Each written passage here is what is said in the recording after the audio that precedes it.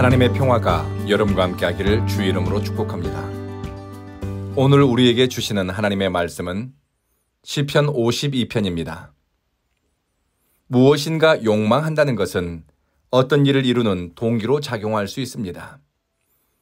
바라고 원하는 것을 위해 분초를 아껴가며 실력을 쌓는 사람이 있습니다. 그러나 그릇된 욕망, 악에 기울어진 탐욕은 이웃을 괴롭게 할 뿐만 아니라 결국 그것이 화가 되어 나를 치고 내가 속한 공동체를 위협하기도 합니다. 시편 52편은 돈과 출세를 특심으로 사랑했지만 수단과 방법을 가리지 않았고 입으로는 악을 지어내고 온갖 악행을 통해 원하는 것을 이루고자 했던 도액이라는 사람의 죄를 고발하는 시입니다. 다윗이 사울을 피해 도망 다닐 때의 일입니다.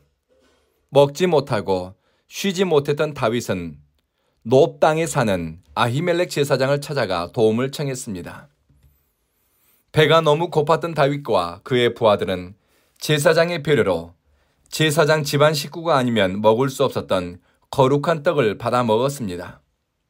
뿐만 아니라 아히멜렉 제사장이 보관하고 있던 골리앗의 칼을 얻어 망명길에 올랐습니다. 이때 다윗의 행동거지를 유심히 지켜보는 악인이 있었습니다. 도액이라는 사람입니다. 그는 사울 왕이 집권 당시 목자장이라는 꽤 비중 있는 일을 하는 사람이었습니다. 그러나 그는 욕심이 자기 됨됨이보다 더 큰 사람이었습니다. 도액은 목숨을 구하기 위해 망명길에 오르는 다윗의 위기를 이용해서 자기의 이익을 챙기고 또 다윗을 도와준 제사장의 선한 의도를 왜곡시켜 자기의 영향력을 확대시키려고 일을 꾸몄습니다. 도액은 사울 왕에게 제사장이 어떻게 다윗을 도와주었는지 악한 말로 밀고 했습니다. 다윗은 도액을 가리켜서 속임수의 명수, 혀는 날카로운 칼날처럼 해로운 일만 꾸미는 사람이라고 언급합니다. 도액의 말을 듣고 사울 왕은 분노합니다. 사울은 제사장 일가족을 모두 불러 모았습니다. 다윗을 놓쳤다는 분노, 다윗을 제사장들이 도와주었다는 사실에 분노한 사울은 85명에 달하는 제사장들을 죽이라고 명령했습니다. 분노의 감정에 사로잡히니 영적 분별력이 사라졌습니다. 하나님의 뜻에서 돌아서니 악을 꾀하는데 마음이 빨리 움직이고 악인들의 솔깃한 이야기가 달달하게 들려왔습니다. 그러나 사울의 부하들은 아무리 왕의 명령이라 하더라도 제사장은 죽일 수 없어 망설였습니다. 이때 출세역의 눈이 먼 도액, 사울의 관심을 끌고 사울의 눈에 들기 위해 기회를 엿보던 도액이 나섰습니다.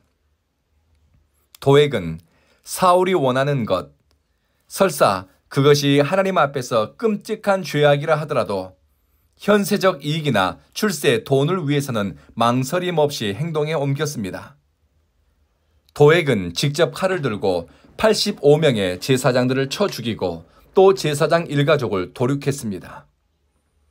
자기를 도와준 일 때문에 제사장 일가족과 제사장 공동체가 잔인하게 살해당했다는 사실에 깊이 슬퍼하면서 다윗은 오늘 시편을 기록했습니다.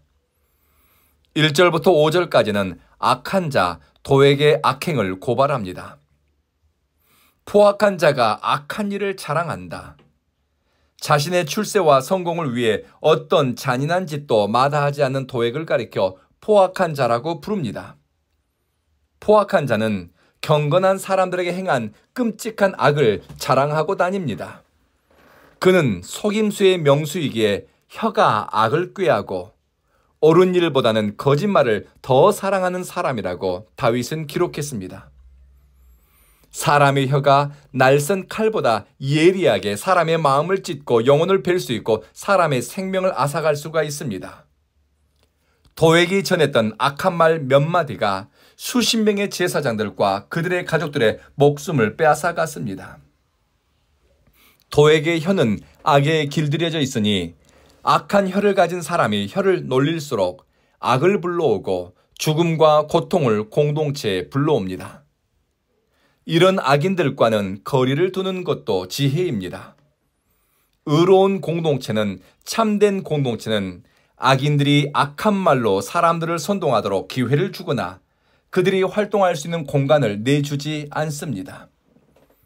사람은 쌓은 선에서 선한 것을 내고 쌓은 악에서 악을 낸다고 주님은 말씀하셨습니다.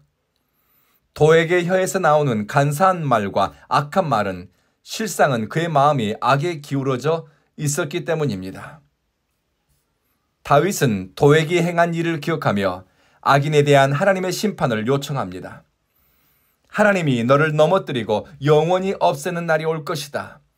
너를 장막에서 끌어내고 살아있는 땅에서 뿌리를 뽑아버릴 것이다. 악인의 길이 형통한 것 같아도 뿌리가 깊지 않아 열매를 맺지 못하고 또 쭉정이와 같으니 하나님의 심판을 견뎌내지 못합니다. 하나님은 악인들의 장막을 제거하고 그들이 쌓은 삶의 기반, 그들이 믿고 신뢰하는 악한 터전을 산산이 무너뜨리고 찢어버리십니다.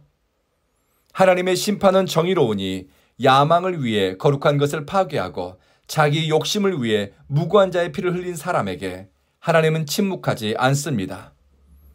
이것이 다윗이 믿고 신뢰하는 정의로운 하나님에 대한 신앙 고백입니다. 역사와 개인을 심판하는 하나님의 판단과 심판은 정확하다는 확신을 가지고 도에게 대한 심판을 탄원했습니다. 그런 나는 어떻게 살 것인가? 다윗은 도에게 대한 하나님의 심판을 요청하면서 자기가 추구하는 길은 어떤 길인지 삶의 방향에 대해 언급합니다. 현실은 비록 쫓겨나고 목숨을 부지하기 위해 이곳저곳을 떠도는 처지이지만 다윗은 나는 어떻게 살 것인가 삶에 대한 성찰과 방향을 살핍니다. 본문 8절과 9절의 말씀입니다. 나는 하나님의 집에 있는 푸른 감람나무 같다.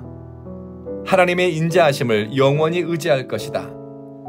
주님께 영원히 감사하고 주의 이름이 선함으로 성도 앞에서 내가 주의 이름을 사모할 것이다.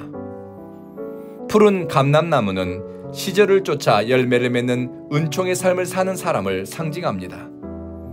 푸른 감람나무 같은 인생은 하나님과 친밀한 관계 속에 있는 사람이며 그는 하나님의 인자하심에서 살아가는 힘을 공급받습니다.